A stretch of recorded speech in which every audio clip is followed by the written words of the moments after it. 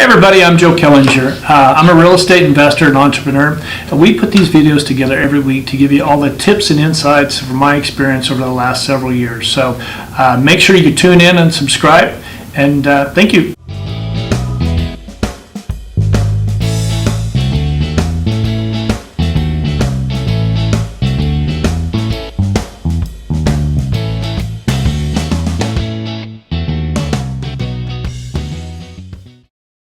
All right, hey everybody, thank you for tuning in. I'm going to continue down the path to help first-time investors really get started. You saw this week's video was about how to get you through, to get started. The things that you need to put together, meaning, the paperwork, the team, all of that. So I'm going to continue that conversation, but I've got a new person with a lot of great energy and a lot of great information. Andrew's with Digsy. Andrew, thank you for coming on today. Anytime, man. Love being on board here with you, Joe. We've been friends for a long time, and it's good to connect. Yeah. Why don't you tell us a little bit about yourself and your company? Sure. Born and raised in Ecuador, and came here in '93. Became a commercial real estate broker in '99. I started with tenant rep, then moved into listing work and tenant rep, buyer rep, and then investments.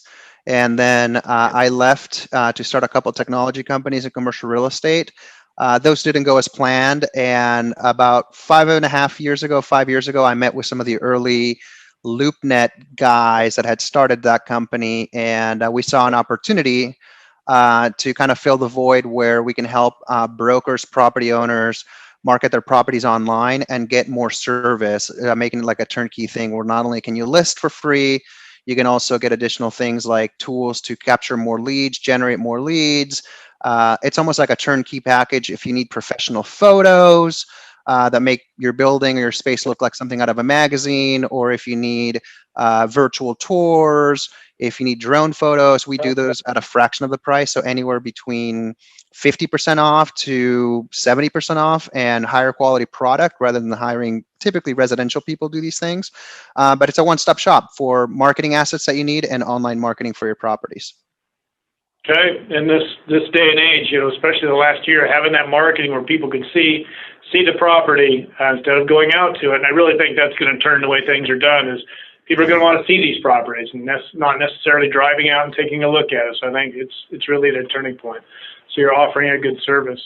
All right, Andrew, I've got people on this channel. A lot of our subscribers are newer investors or wanting to be a real estate investor. As you heard in my intro, that we did a video with George Pino, CEO of Commercial Brokers International here in Los Angeles yesterday, about what you need to do to get, to put together before you start investing. And he was talking about putting your documents together, all your bank financials, putting your team together, who you should have, your broker, all of the people who do your phase one and phase two if need be, and all that. So I want to continue down that path of, I guess, the next step of what's next. You've got your property in escrow.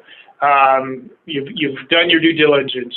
What should you be looking for now? Are there tools that you think that you can recommend for our subscribers, or tools and tips? That's really what we're looking for today. Yeah, it's interesting because we're starting off in the path of being further down the funnel, like they've identified a property. So is it appropriate to talk about how do you even come across an opportunity first? Because that's like anybody can invest, but access to a deal is the biggest problem that an investor has. Did you guys talk about that? Place to start. No, we just got to putting your team together. So this would be actually the next step, helping, talking to the broker. I mean, we have agents here in our office that some of their clients send them properties from their relationships. So yes, that's the perfect topic to talk about. Yeah, I would think that access to the deals is the biggest thing. What investors may or may not know is that a lot of properties trade hands behind the scenes. So behind the curtain, they don't hit the market. They don't have to. They usually hit the market when you need more exposure. And then there's, different different conflicts of interest or points of interest, right? For example, a broker may want to, go to one of the other investors they already know that you don't have to spend time on the market and spend all this time and energy. He can just put the two parties together behind the scenes and sell the building. And it could have been a building that, you could have bid more money on, but you just didn't have access to it because you may not know that broker. Same thing with privately wealthy individuals, so like your buddies who are millionaires, billionaires, or just other real estate investors. Some of these people will actually create a fund and bring those in. So it's really about networking, because once the property hits the market, usually either it gets snapped up really quick if you don't have a relationship with the broker or the owner, or you have a way to buy into the fund or the LLC that is going to be buying that asset. You're not going to have the ability to actually even participate in the deal. So I would say the number one thing is, network with people who are in the industry the whole time, and those are going to be brokers, right? Mm-hmm. Network with them. Network with your buddies who are wealthy individuals, own businesses, already invest in real estate. Talk to them, like, how do you invest in properties? You're buying them yourself, or do you have do you have like a fund, or do you bring buddies together to go buy these properties? And just talk to everybody, because as long as you kind of like have an idea what you're looking for, are you looking for multifamily? Are you looking for triple net investments? Are you looking for office buildings? Are you looking for redevelopment opportunities? Are you looking for value add opportunities, et cetera? Network with those people. So you got to talk to a lot of brokers, really get on their good side, talk to your buddies you already know, talk to attorneys as well. Real estate attorneys know of other people. And like sometimes, they're working on a deal and they need extra cash to close a deal. And they might be your attorney who can vouch for you and put you in touch with one of their clients, and the next thing you know, you come up with $250,000 or 20,000. It's incredible, like how some deals don't make because of like 20 grand. You know what I mean? Oh yeah. So we see it often. Well, I also think that you should have, your sphere of influence is where, people that you already know, they know deals that are happening probably. Yep. Talk to them, get to know them. If you're just getting started, you need to create a CRM, a database of people that you can be reaching out to, and constantly stay in front of them. Know your asset class that you want to be in, approximately what location you're going to be in, and, you need to know your long-term goal of these investments too. And I think as a new investor, you need to have all that planned out ahead of time, because an agent is going to ask you, what's your investment horizon look like, long-term, short-term, and you want to know asset class, really what you want to do. If it's going to be multifamily or if it's going to be a triple net deal, two different worlds. And honestly, two different types of brokers. So you're right on. That has to, you really have to.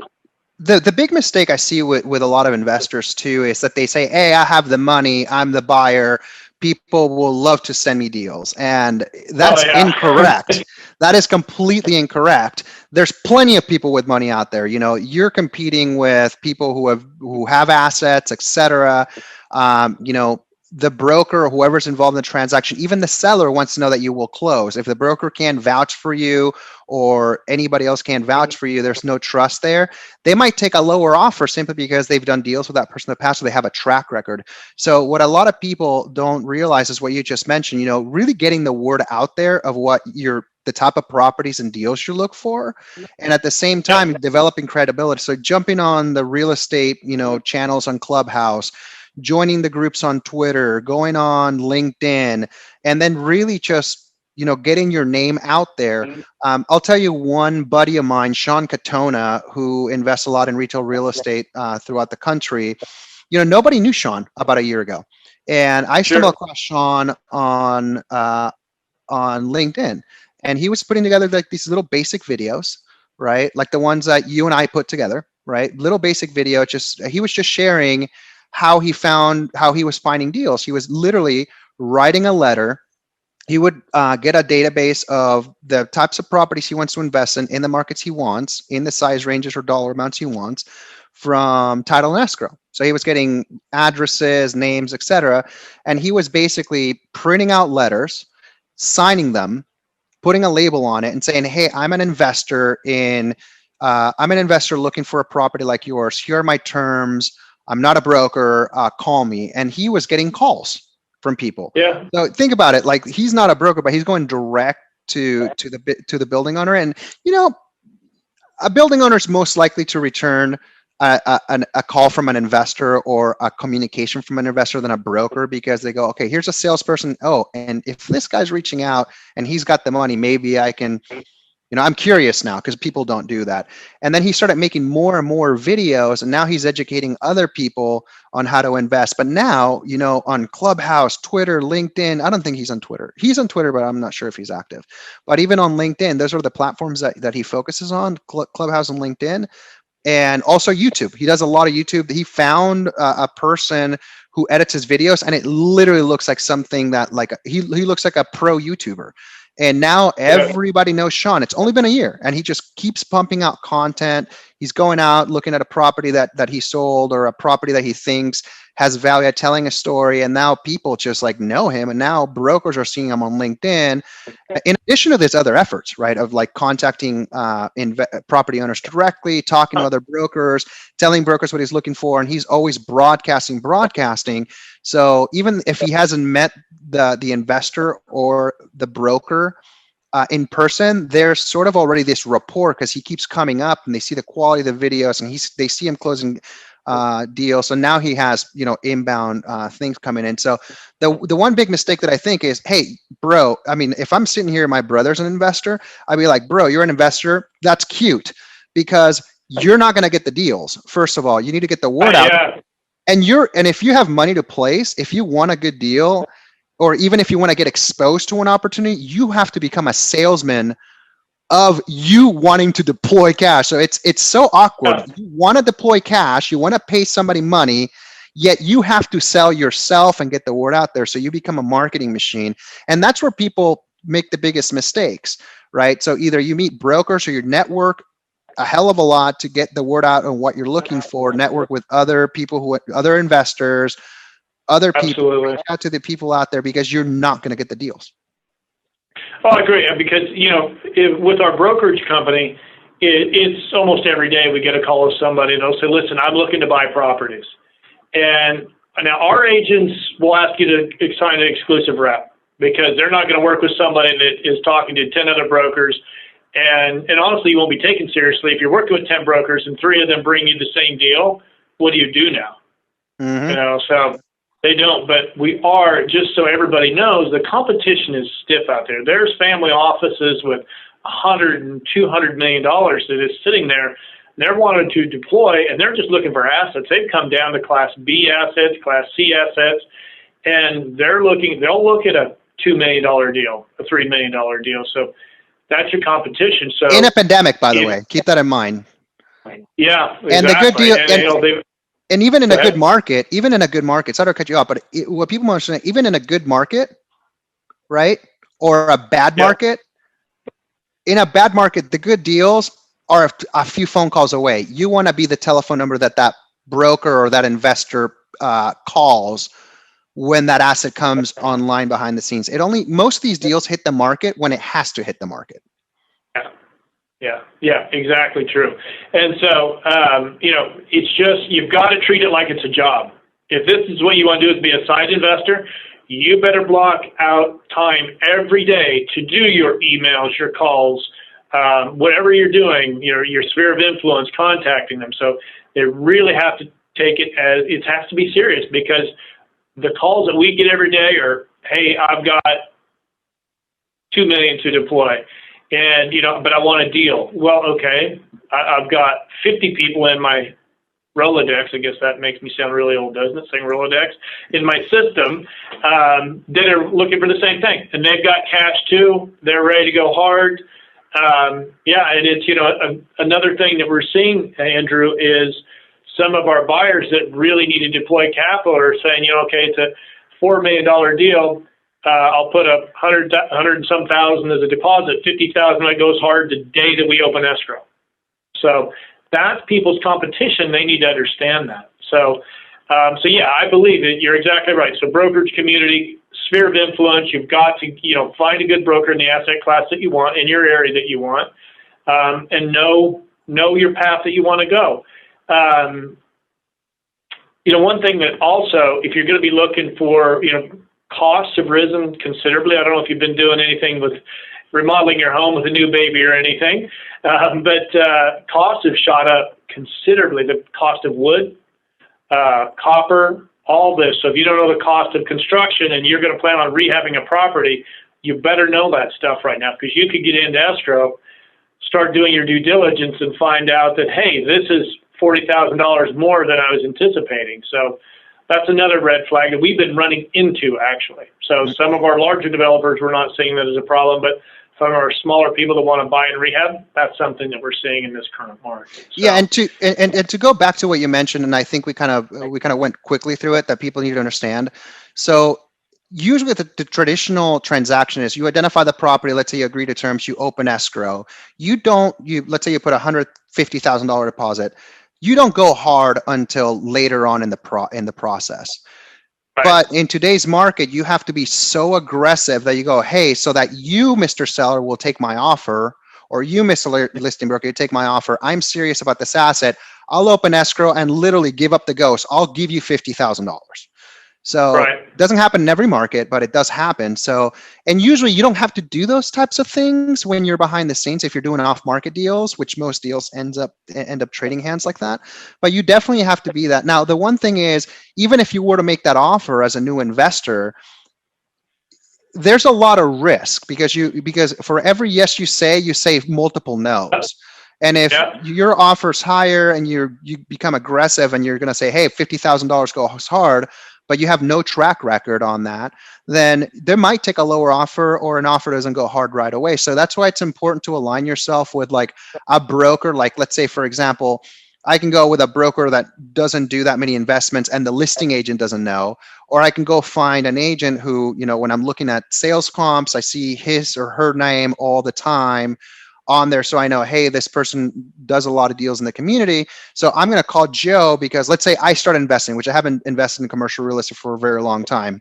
Joe, if I'm buying an asset, let's say in SoCal, right, and I come to find out that, it's this guy at Voight or CBRE in LA, and I know of them, but I give you a call and I go, hey, do you know this person? Yeah, I've done a ton of deals with them. Okay, great. Look, I'm interested in their property. Joe, would you mind repping me? Here are my financials. Here's everything that I want. What do you need from me to feel comfortable working with me, so that way you can go and basically develop credibility with me as a buyer to go to get that deal done? Because basically I have no credibility, because I've been out of the game for a long time. But then what I'm really doing is I'm hacking it the whole time. I'm basically hijacking your credibility for me to get into the deal. Mm-hmm. Yeah, and I think, as a buyer, you need to really do the risk-reward analysis, because if you're going to put a certain amount of money hard today, give that money away the first day you open escrow, that money's gone. Yeah. And as a buyer, if you're a new buyer, you better know how to weigh that against, the risk that you have. So, and also make sure to always look. Everybody wants to come into rehab right now, and they're talking about just over rehabbing. That's another thing that we're seeing right now. And so really know the market. That's another thing that, I think is really important as a new investor, really know who your tenant's going to be.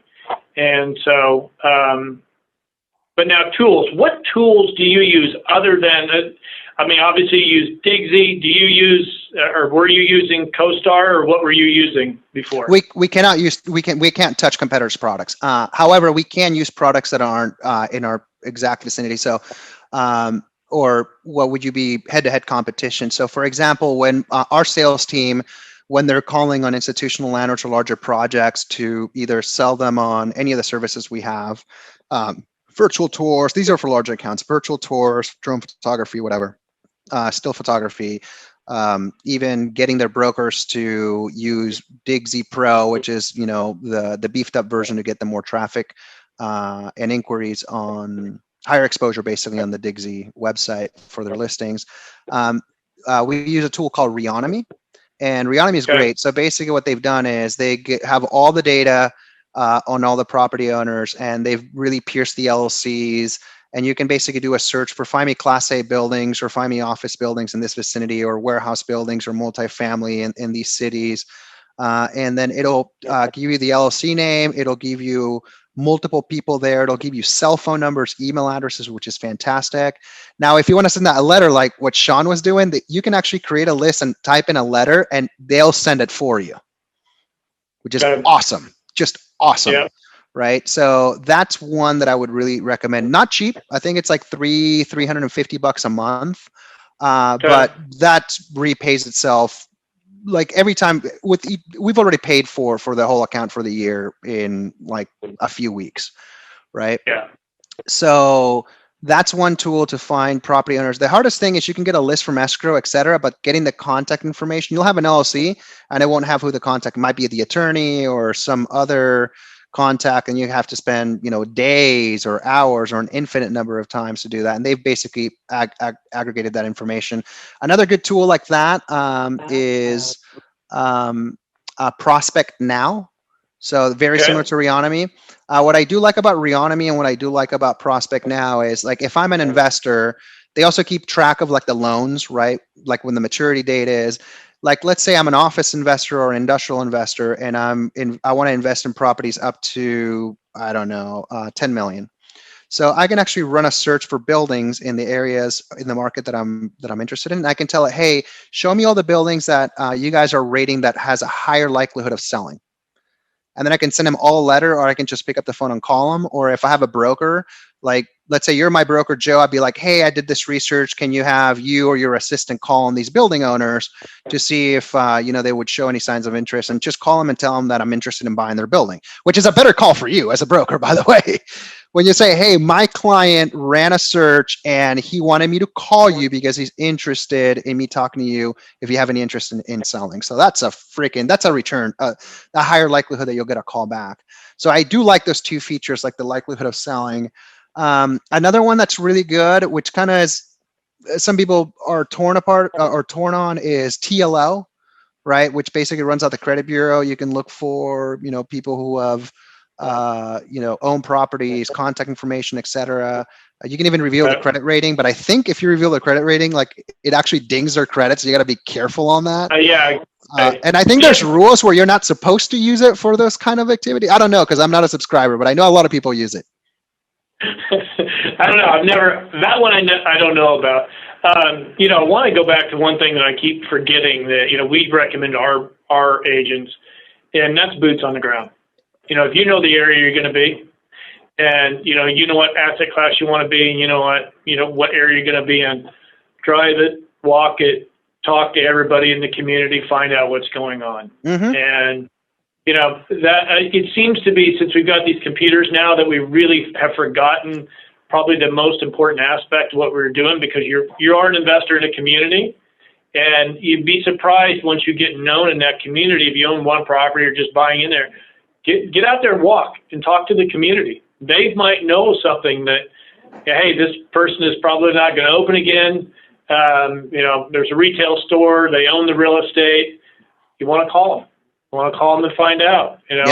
Kind of have an idea what tenant you want to put in there right now for retail, or in the same case in office, you got to make sure that you can get it filled up. And I'm talking about here in Los Angeles right now. That's what we're seeing, is you're seeing a lot of office and retail that's vacant. But there's other places. I talk to brokers in Nevada, Texas, Florida. They're booming. But here, you really got to make sure that, if you're going to buy a vacant building, you want to make sure that you can get it, who you can put back in there, at least have an idea. But now, any other technology that you can... this isn't really high tech, but if you're an investor and you want to, connect with brokers in your market, you can actually just do a Google search for commercial real estate brokerage or commercial real estate services on Google Maps or even Google, and just create the list with phone numbers and the addresses of all those offices. And you can actually call the receptionist and say, hey, can I get a copy of your list of brokers? I'm an investor, and I want to know who specializes. And they'll actually send you a list with email addresses, phone numbers, and cell phone numbers. Some cell phone numbers is hit or miss. Some of them have them, some of them don't. And that way you can just put it, you can just put it in a spreadsheet, and then you can just reach out to them. Definitely, keep in front of them every month. Just send them an email saying, hey, send first emails introducing yourself, what you're looking for. Would you entertain a phone call? And then next month going, hey, I just wanted to check in. And that you can use like MailChimp or whatever you want. If it's just a few hundred brokers, you can even just like send an email out. And then same thing with property owners, but a different campaign. Just go, hey, you know what? I reached out to you last quarter. I just wanted to see if you had any changes. I'm still shopping for a building like yours, etc. So I guess it would be like email marketing software. So there's two. There's MailChimp, which is email marketing, and then there's Constant Contact, iContact, a bunch of them. But then there's also ones that hook into your Gmail that actually automate the process. So it sends emails, and then you can give it rules, which are called sequences. Like, hey, if I send this email to these X number of people, and if they don't reply to my email, follow up with this other email and make it look like you hit reply all to the original thread, so they know what I'm talking about. And a good tool for that is a tool called Persist IQ,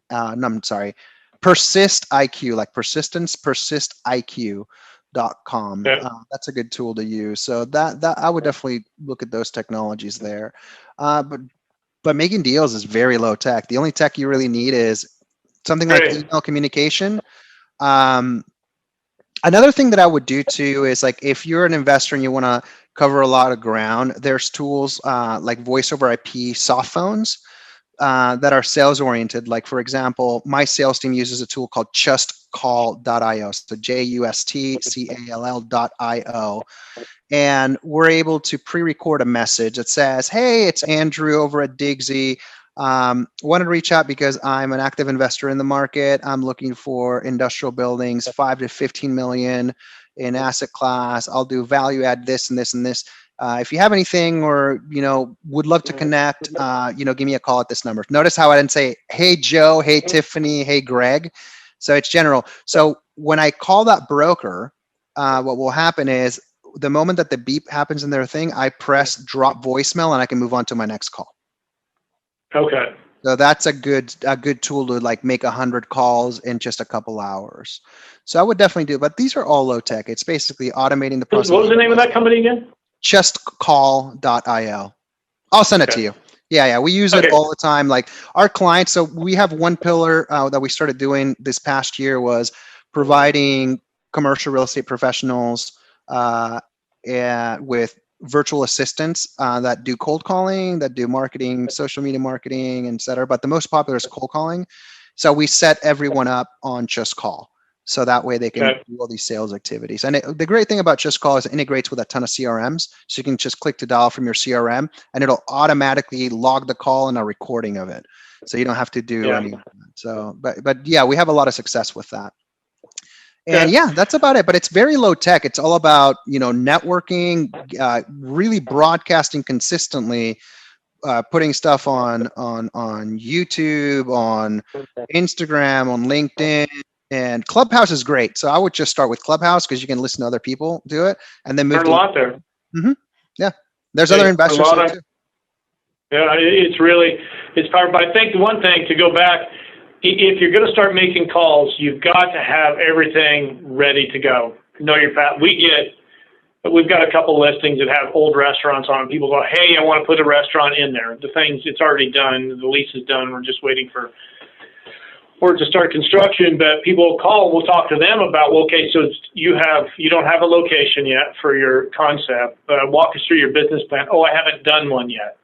Yet they're calling on real estate. So you got to put your business plan together. And this is for any investing. We tell investors, put your business plan together before you start going out and trying to write offers. Know exactly what you're doing. Because if I'm a seller, I am not going to put something in escrow if you don't know where the hell you're going. So I'm not going to tie my property up. And so unless you're going to, well, that's the other thing. I mean, the one thing to get access to the deals that we've been harping on this whole time is credibility, right? And you can hijack credibility by another broker, but the moment you call a broker or they start talking with you and you don't have either your business plan or any of your ducks in a row from the previous video you did, like having certificates of deposit, whatever, and even your criteria, like crystal clear or somewhat, be flexible, because you might talk to somebody and go, oh, I should definitely consider, flex space or something, or I might consider, multifamily. Just have something, or maybe the cap rate that I'm saying, oh, I want a 7% cap rate. Okay, you're an idiot because the market doesn't support that right now. So you got to be realistic. But when you're talking to brokers, property owners, other investors, you have to have that, because if you go, oh, I don't have that yet, you immediately get discarded. In fact, they won't save your email. It'll just go into the delete bin, because you're talking to these people and all that time and energy you're doing, you just completely, first of all, it took you a lot of time and energy to get a connection, right? To be able to connect with the individual, whether it's a broker, an investor, a property owner. And then all you really did was like literally show up to the date, in boxers and, like a shirt that's all dirty with like food on it, right? Not the best first impression. In fact, you just lost all credibility. And I think I really want to harp on that, because you have money, people don't care. There's money everywhere. What they care is, can you close? Who do you know? And at the same time, you're not going to see my opportunity unless you're in the market talking to other people, and they have to be able to vouch for you. If you call somebody and you go, oh, I don't have my business plan yet, or I don't have this, you're not serious. You go to in fact, they won't even remember you. But guess what? You will remember, oh my God, this guy has a business plan, this and that. He's got 3 million in the bank. He's already gotten pre-approved for this. Okay, I'm going to make a note in my task manager to call him tomorrow. Yeah, that's exactly it. That's the best advice, is preparation will bring you success. So get it all done. Andrew, thank you very much for this. I'm going to put Andrew's contact information down below. I'll put a link to Digsy as well. It's a great company. You really want to go check it out. And Andrew, thank you very much for coming on. Thanks for having me. Yeah, it's been fun.